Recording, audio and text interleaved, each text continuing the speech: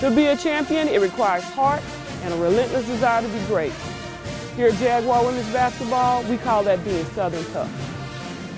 Join us here at F.G. Clark Activity Center all season long.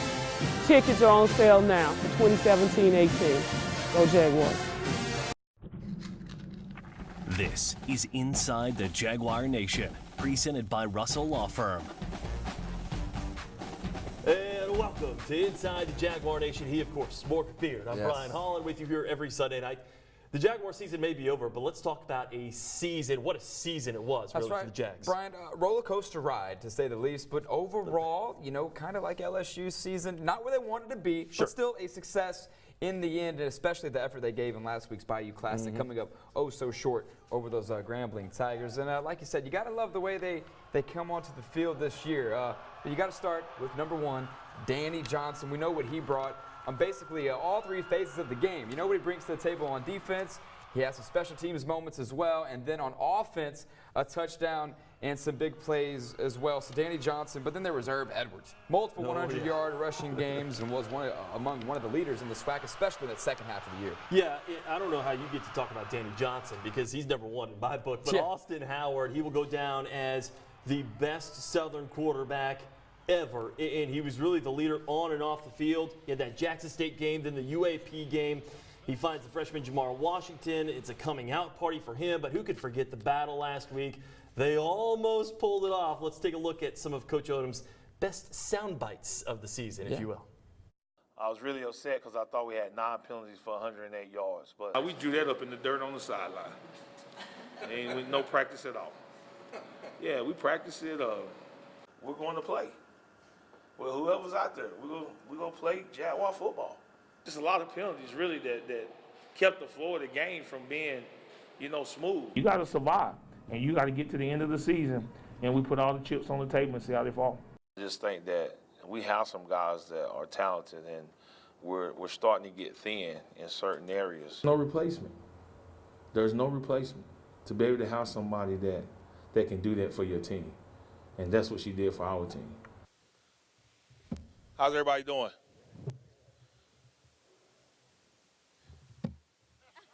How's everybody doing? See what I'm saying? It always worked.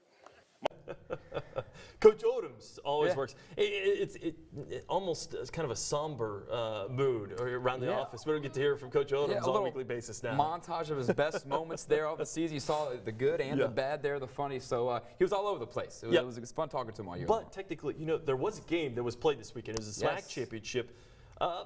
I wouldn't say that one team delivered, but you knew for certain Grambling State was going to deliver, and they did that in SWAC championship. Yeah, that's right, versus Alcorn State. We don't want to spoil all the highlights, but here is a little bit of a spoiler. Devontae Kincaid, their quarterback, they call him Superman. He showed up and showed out. Let's just get right to those highlights if you don't believe what I'm saying here. Alcorn State, Grambling State, and we start early first quarter here in the Tigers. Devontae Kincaid, he does it all over the place. This time on the ground, 14-yard score. He would have 2 on the ground on that day, but Alcorn, they answer right back. An 8-play, 80-yard drive, and it's Lance Turner putting it in for 2 yards out. And we have a ball game, but second quarter tied at 10.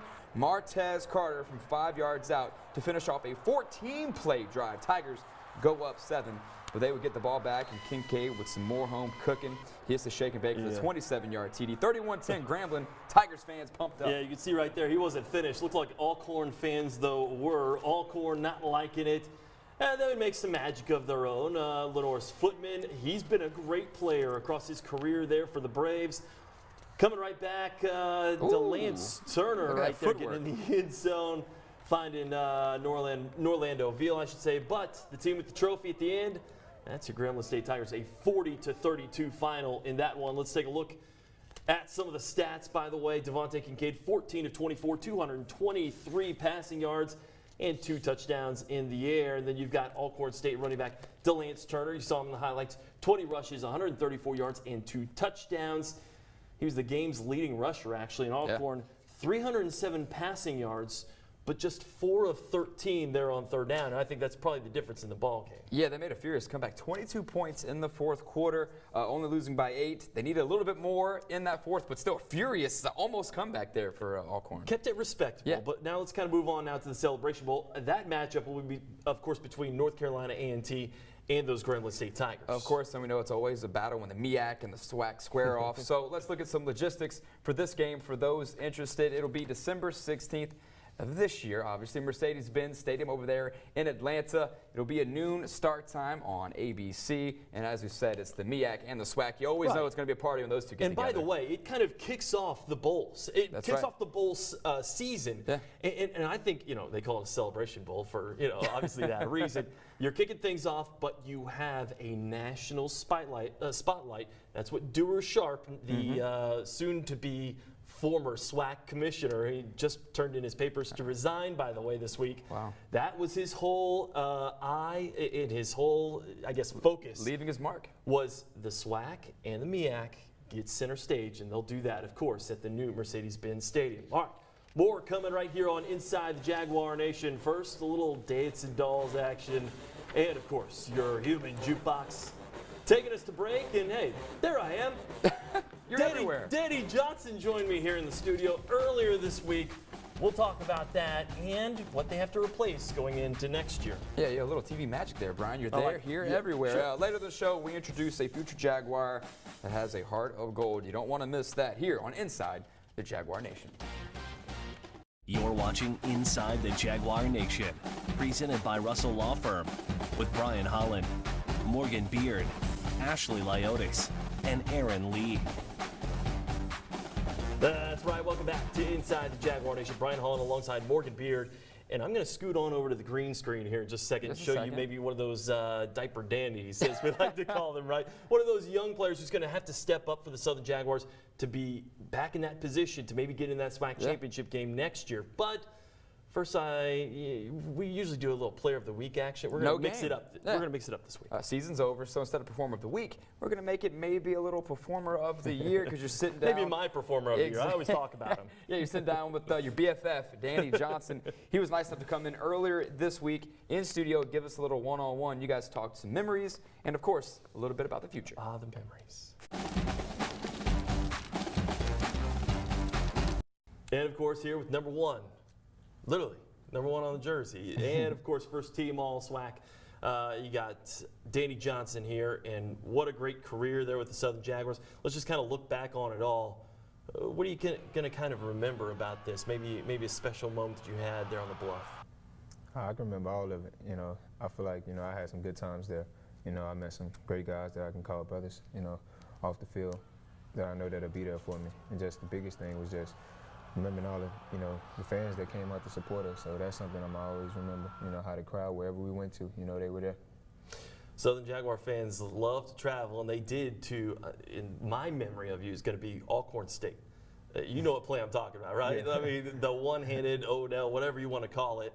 What do you remember about that play, by the way? Man, I just remember me coming off my man. The ball was in there. I just went up for it. It kind of shocked. I shocked myself. I didn't even know I caught it. So, and the fact that I hung on to it, as I took the lick, coming down. So that was amazing as well. Video instant replay. It would show that you caught it, right? Yeah, it did. Okay, all right. Just making sure. Sounds like you're going to end up on a lot of All-American lists. You're already first team All SWAC. Now you possibly have the chance to go to the next level. What do you expect out of maybe a future in the NFL? My future is just continue to compete, continue to work hard. I feel like God has a plan for everybody. I feel like if that's my plan, that's what's going to happen. I just pray about it every night, and I hope that's what happened. I would love to be there. We know Danny Johnson is moving on after this year, as are a lot of other important Jaguars, especially behind center. Brian, what's next for the team? Let's talk about that future there for the Southern Jaguars really quickly.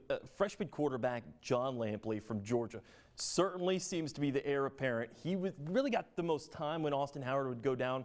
And Howard, of course, the most prolific Southern Jaguar in quarterbacking history there up on the bluff. But when you're talking about this offense, you talk about trying to get a quarterback into a rhythm. It's a rhythm offense. It's kind of how I would describe it. But throwing down the field is really where you want to kind of make your money. That's really where you kind of scare some defenses too. So let's watch Austin Howard's play. It's 1-2 and throw. It's trying to get the ball out of the quarterback's hands. And that was obviously a great play by Danny Johnson as well. But once again, hitting that back foot, feeling that rhythm. Now, his balance is a little bit forward, but because he hits that back foot, it helps him come up and make an easy throw. He makes it look so easy from that posture. And that's why it's technically a 4-step drop, but you see John Lampley doing the same thing right there. That's just a quick out. But if Lampley really feels the most comfortable, if you talk to John, he'd probably say it's out on the edge and throwing there on the move. He has to use his wheels a little bit, so we're going to talk about that. A running quarterback, really much more of a dual threat than Austin Howard. Now, this is where it can be good. This is where it can be very, very bad. I talked to his senior teammates. They all told me he needs to learn how to get down. You can see him in one of those situations right here, sees the defenders and needs to get down. Does it now. He makes one guy miss. That's good. But then he takes extra hits. When you play against Fort Valley State, that's fine. When you play against better teams, that's not so much. Now, this is what they also like to do. Count the guys in the box. On defense, you got 6. On offense, you got 7. Going to take advantage of those wheels. And Lampley's going to make you pay. So there's the good, but there's also the bad. And remember, he needs to know which is which, basically, because Austin Howard, you saw him in that Jackson State game. Lampley had to actually come in because because Austin Howard went down right here, re-injuring his leg. If he's going to be the guy for the next year, you can't have those injuries, especially with so many unproven guys in that position group next season. Morgan? Oh, good stuff, Brian. Looking back, looking ahead, the Jaguars should be in a good position here as we listen to some more Human Jukebox. You never get enough of them. But coming up, our Jaguar insider Aaron Lee, the MVP of the show, joins us, and he brings you some highlights as we catch you up on what's new around the bluff here on Inside the Jaguar Nation. This is Inside the Jaguar Nation, presented by Russell Law Firm. And welcome back to Inside the Jaguar Nation. We're going to keep covering football and what we should look forward to here in the coming weeks. Yeah. But technically, that season is over. You know what else Southern is really good at?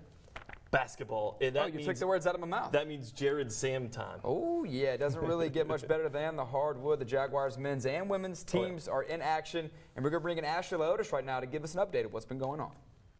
Let's take a look at how the Jags fared this week on the Bluff.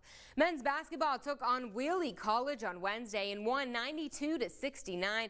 Our Aaron Lee will have some highlights coming up here in just a bit. The women's team took on Oklahoma State in Stillwater on Thursday, but lost 94-66. Coming up this week, men's basketball going to take on Tulane on Wednesday at noon and UCF on Saturday at 1 o'clock. Both of those games on the road. The women's basketball team will play Auburn on the road on Saturday at 6:30. We'll, of course, have more scores and results next week on Inside the Jaguar Nation. Hey, thanks, Ashley. And as she mentioned, we have some highlights from our Southern insider, Aaron Lee, who spent Wednesday night at the F.G. Clark Center where the Jags took on Wiley College. They call them the Wildcats. Aaron, what do you have? Thanks, Morgan. The Jaguars started this season off a little rocky, but tonight, they were looking to stay undefeated at home and pick up their second win on the season. Let's get to those highlights. Wheelie College, by way of Texas, taking on the Southern Jaguars. Jaguar Nation came out ready to cheer, and they would be doing that all night. After Wheelie tied the game at 2 on this up and under, the Jaguars went on a scoring party. Here they get the steal, show great passing on a break, and Aaron Ray takes the contact, shows some muscle for the 2. Jaguars up big, 33-17. It's the big man turn, smooth like Dr. Seuss, Jared Sam I am. Scores here for the 2. That put the Jaguars up 18. But right before the half, Sam comes back and says, I got range, and shows off the big buzzer-beating 3. Right before the game ends, Southern Jaguars all over Wheelie College, 92-69. That's all from me, Morgan. Back to you. Hey, thanks, Aaron. We appreciate it as we take another look and listen at the Human Jukebox. Yeah, the Dancing Dolls, sometimes the star of the show right there. Of course, we had Battle of the Bands there at the Bayou Classic just this past weekend. And, one of my high school favorites played right there, if you're picking up on that too. Coming up, though, we got more actually from the football field where a future Southern Jaguar getting it done on and off the field. We'll bring you the inside story next, right here on Inside the Jaguar Nation. This is Inside the Jaguar Nation, presented by Russell Law Firm. That's right. Welcome back to the show. Morgan Beard and Brian Holland here on Inside the Jaguar Nation. And no need for flowery language on this one. Just a cool story coming up. I actually got to go down to South South Louisiana to check out one of the future Southern Jaguars doing good down there.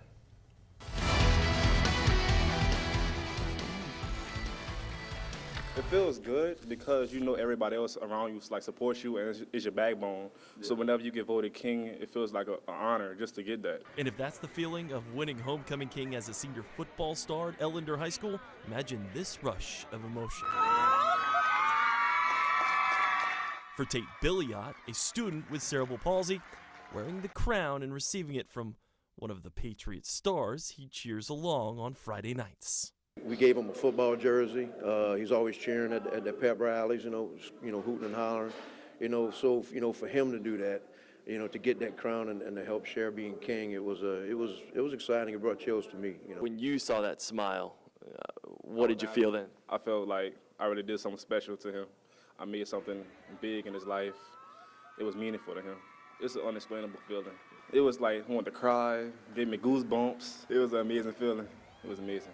I was like, man, I just want to do something meaningful and special. Let him be a king too also. The senior star says he's headed to Southern University next year to play for Dawson Nodems and the Jaguars. But his selfless act not only inspired his team, but the community as well. As a coach, you're not here just to coach football players. You're here to teach these kids to be fine, outstanding young gentlemen. It brought the guys closer together. And it wasn't just the team, it was the school, because everybody was, they were all, we're from Ellender. This happened at Ellender. It was, and the community loved it. They fed off of it. Well, Terrence, we are very proud of Fox 44 and the LHSA to present to you right here the Sports Person of the Month Award for November 27th. Congrats.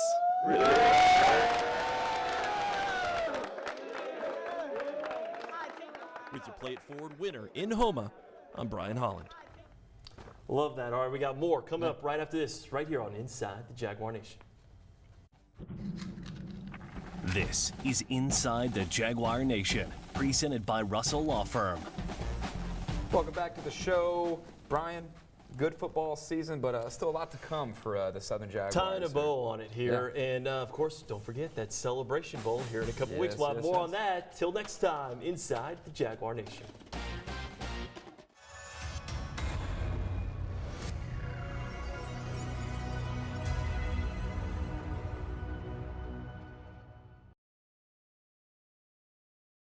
Winning doesn't happen overnight without a championship mindset. Come join me, head coach Morris Scott, and the SU Jags men's basketball team as we prepare for the upcoming season at the Mini Dome. Come join us. Go get your tickets today. Go Jags.